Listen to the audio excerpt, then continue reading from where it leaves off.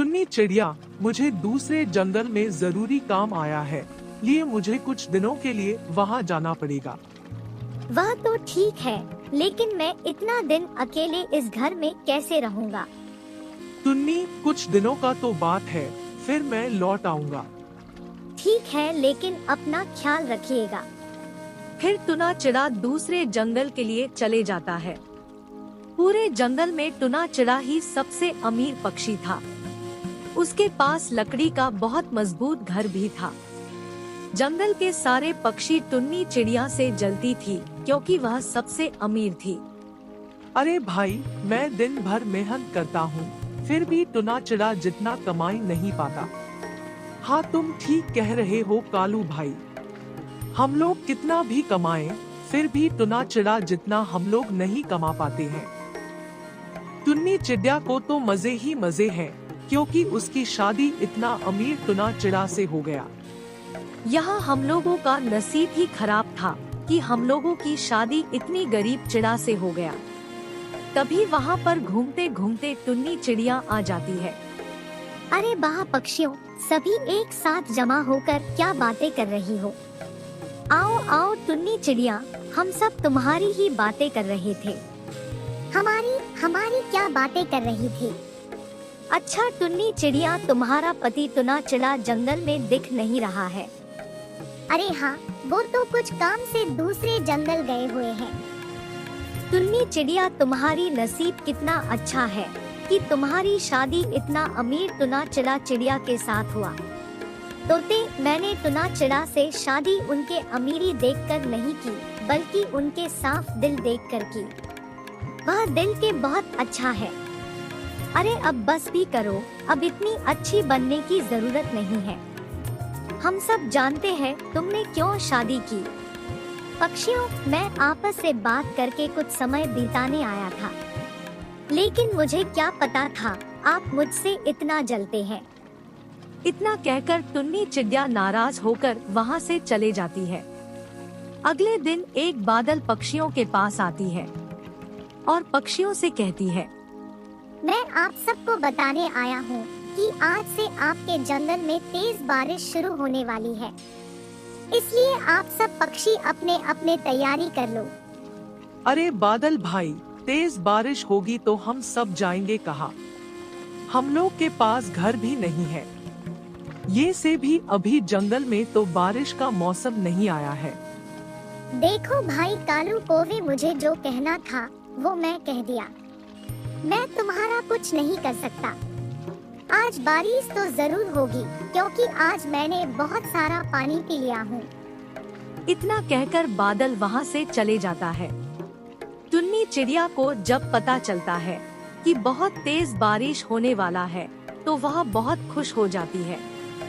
और वहीं जंगल के सारे पक्षी बहुत परेशान हो रही थी। अरे पक्षियों, अब हम लोग क्या करेंगे? हम लोगों के पास घर भी नहीं है। मुझे तो कुछ समझ में नहीं आ रहा है कि जंगल में बारिश आखिर क्यों होने जा रही है। लेकिन ये तो मानना पड़ेगा, टुन्नी चिड़िया के तो मजे ही मजे हैं, क्योंकि उसके घर तो बहुत मजबूत है। पक्षियों, मुझे एक उपाय आया है। टुन्नी चिड़िया ने तो कभी बारिश में मुश्किलें नहीं उठाई है। वह तो आराम से अपने घर में बैठकर बारिश की मजे लेती है। मुझे लगता है हम सब पक्षी टुन्नी चिड़िया के घर में ही चलते हैं और टुन्नी चिड़िया को उसी के घर से उसको ही बाहर निकाल देते हैं। वैसे भी टुन्ना चिड़ा तो इस जंगल में है ही नहीं, फिर हमें रोकने वाला भी कोई नहीं है। हाँ, अकेले टुन्नी चिड़िया आखिर क्या कर लेगी? हम सब पक्षियों को देखकर वह तो ये से ही डर जाएगी और हम सब पक्षियों को बहुत मजबूत घर मिल जाएगा। और हाँ, हम सब टुन्नी चिड़ियों को बारिश में भीगते देखने में बहुत मजा आएगा, क्योंकि टुन्नी चिड़िया को भी पता लगे कि बारिश के मौसम में कितना कष्ट झेलना पड़ता है। फिर क्या था, सारे पक्षी टुन्नी चिड़िया के घर के तरफ चल देती है। अरे पक्षियों, क्या हुआ? तुम सब मेरे घर में क्यों आई हो? टुन्नी चिड़िया, अब ये घर तुम्हारी नहीं बल्कि हम लोगों का है। क्या मतलब है तुम सबका? मैं कुछ समझी नहीं। मतलब तो समझ में आ ही जाएगी टुन्नी चिड़िया। अब से हम सारे पक्षी यही घर में रहेंगे और तुम यह घर से बाहर रहोगी, क्योंकि अब से यह घर हम सब पक्षियों का है। ये क्या बोल रही हो तुम सबका दिमाग तो ठीक है ना? अरे बस करो टुन्नी चिड़िया, बहुत बहस कर ली तुमसे, अब तो तुम्हें इस घर से निकलना ही पड़ेगा। फिर सारे पक्षी मिलकर टुन्नी चिड़िया को उसके घर से बाहर निकाल देती है। टुन्नी चिड़िया बहुत परेशान हो जाती है। पक्षियों दरवाजा खोलो, ये मेरी घर है, तुम सब ये सा नहीं कर सकती, ये मेरा घर है।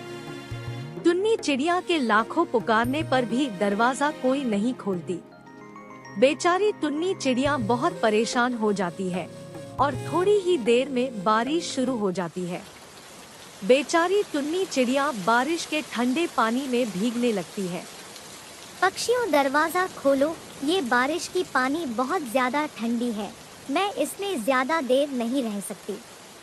लेकिन कोई भी पक्षी दरवाजा नहीं खोलता है, जिसके कारण टुन्नी चिड़िया उदास होकर वहां से चली जाती है। बेचारी चिड़िया बारिश से बचने के लिए जंगल में यहाँ वहाँ घूमते रहती है।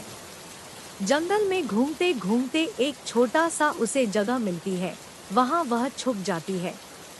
शुक्र है मुझे छुपने के लिए जगह मिल गई, मुझे पक्षियों से ये उम्मीद नहीं थी, वो सब मेरे साथ बहुत गलत की है। वहीं सारे पक्षी टुन्नी के घर में बैठकर बारिश के मजे ले रही थी। अरे वाह भाई, कितना शकुन है इस घर में, इस बार बारिश में बहुत मजा आ रहा है। वहीं जंगल में चील बारिश से परेशान होकर बचने के लिए कोई जगह ढूंढ रही थी।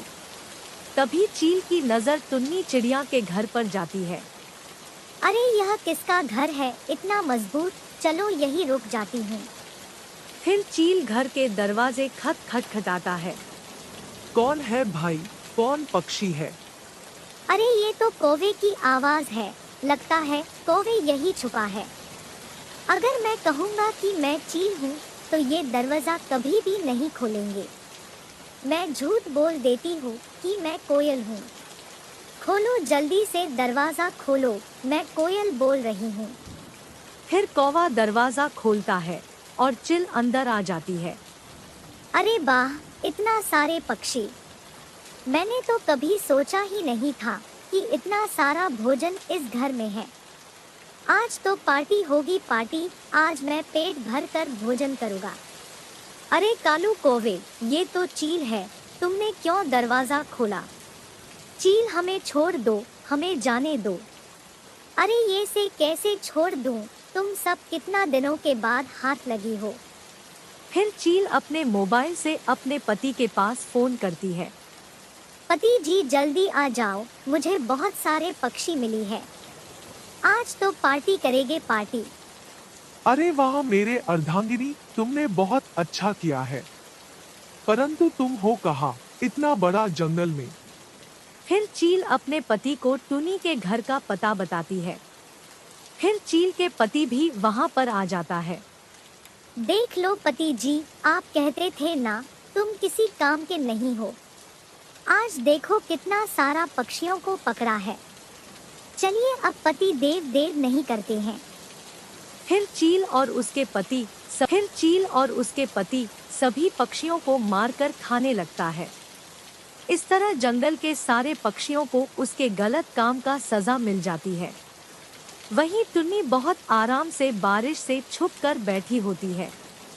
दोस्तों, इस कहानी से हमें यह शिक्षा मिलती है कि हमेशा बुरे काम का बुरे नतीजा होता है।